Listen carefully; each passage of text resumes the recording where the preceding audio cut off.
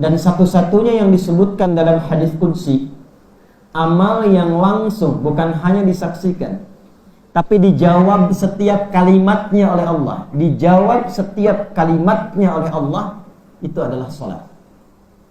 Itu adalah salat. Hadisnya sahih, hadis qudsi. Qala al-muallif an Abi Hurairah radhiyallahu ta'ala anhu, 'an an-nabi sallallahu alaihi wasallam qala Allah azza wa jalla, Allah subhanahu wa ta'ala berfirman dalam hadis qudsi, perhatikan kalimatnya, qasamtu sholata baini wa baina 'abdi ala nisfaini.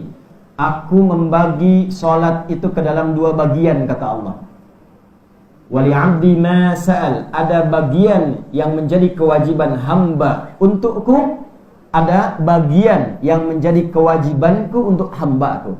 Kalau hambaku benar menunaikan kewajibannya dalam salat itu, maka aku akan kabulkan apapun yang ia minta dalam salat itu.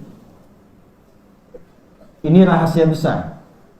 Jadi dalam salat itu bukan hanya menggugurkan kewajiban, bukan hanya menghadap Allah, bukan hanya disaksikan oleh Allah, tapi setiap perkataan kita dalam salat itu dijawab oleh Allah. Kalau benar salatnya, apa yang kita minta, kata Allah, seketika akan dikabulkan. Seketika akan dikabulkan. Karena itu semua hamba-hamba Allah sejak Nabi Adam alaihissalam sampai Nabi terakhir Muhammad sallallahu alaihi wasallam dan umatnya sampai kita sekarang itu menunaikan salat. Semua salat. Nabi Isa salat.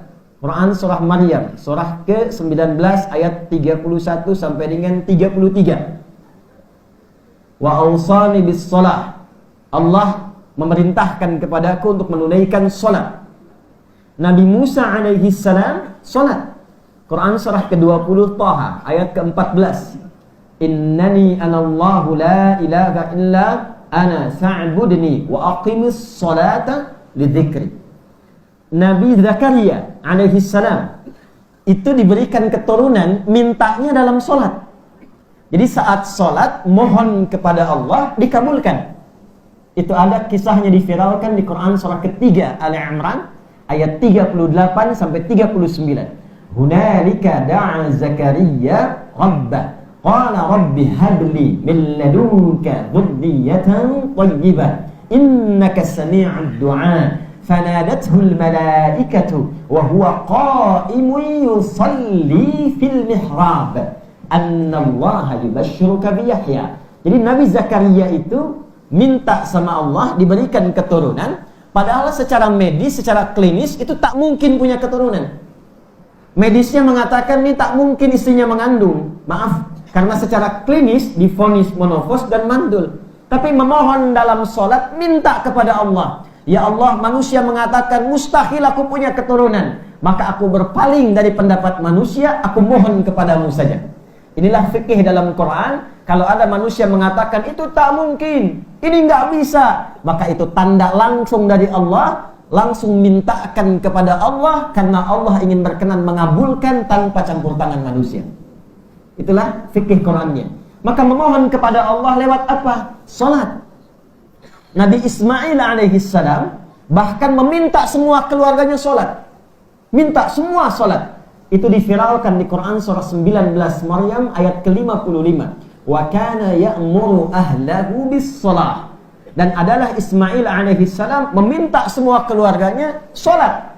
Ada hajat, salat. Ada kesulitan, salat. Setiap ada kewajiban ditetapkan, salat. Jadi semua Nabi dan Rasul salat dan meminta semua umat bahkan keluarganya salat.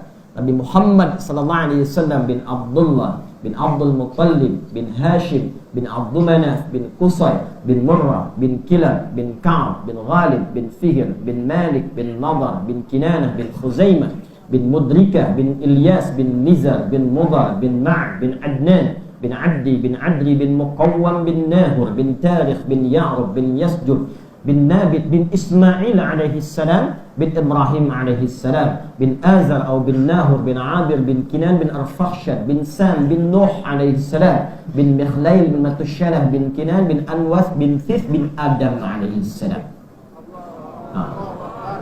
Coba ulangi. Nah, itu semua sholat. Karena itu panggilan pertama untuk umat Nabi Muhammad SAW, ketika kita mulai mengatakan beriman, maka turun ayat, ya ayyuhalladzina amanu ista'inu bis-sabri was-shalah. Quran surah kedua Al-Baqarah ayat 153. Kalau sudah mengatakan beriman, hadirkan iman itu dalam jiwa kita, buktikan pertama kali lewat salat. Saat kita menunaikan salat, kalau benar bacaan salat, ya kembali ke hadis qudsi tadi, bonusnya apapun yang diminta dalam salat itu dikabulkan. Idza qala al-'abdu, kata Allah, akan dimulai pengabulan itu saat hamba mulai berkata, alhamdulillahi rabbil alamin. Ketika hamba berkata dalam salat, alhamdulillahi rabbil alamin, perhatikan ayatnya, perhatikan hadisnya.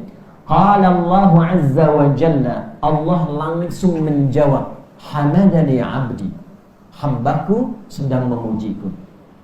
Perhatikan rumusnya di At-Taubah ayat 105 tadi. Jadi kalau kita sedang beramal, apalagi dalam sholat, rasakan disaksikan oleh Allah dan rasakan dijawab oleh Allah.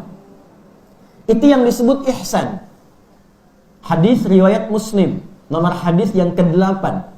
Kemudian dikutip oleh Al-Imam An-Nawawi rahimahullah di dalam kitabnya 42 hadis Al-Arba'in An-Nawawiyah. Hadis nomor yang kedua itu disebut dengan hadis Jibril. Ketika ditanya ya oleh malaikat Jibril dalam hadis yang cukup panjang, ya qala an Abi Hafs Umar bin Al-Khattab radhiyallahu ta'ala anhu qala bainama nahnu julusun 'inda Rasulillah sallallahu alaihi wasallam اطلع علينا رجل شديد بياض الثياب شديد سواد الشعر لا يرى عليه أثر السفر فجلس إلى النبي صلى الله عليه وسلم ولا يعرف منا أحد فجلس إلى النبي صلى الله عليه وسلم فأسند ركبتيه إلى ركبتيه ووضع كفيه على فخذيه فقال يا محمد أخبرني عن الإسلام فقال الإسلام أن تشهد أن لا إله إلا الله وأن محمد رسول الله وتقيم الصلاة وتؤتي الزكاة وتصوم رمضان وتحج البيت إن استطعت إليه سبيلا قال صدقت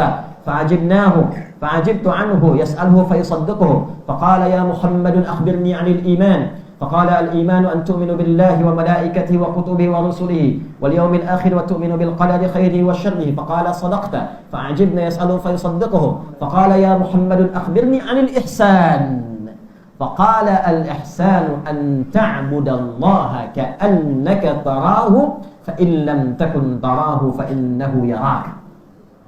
Ihsan itu kata Nabi sallallahu alaihi wasallam, engkau jadikan semua kegiatanmu sebagai ibadah. Itu terjemahannya. Jadikan semua aktivitasmu sebagai ibadah. Makan, ibadah. Minum, ibadah.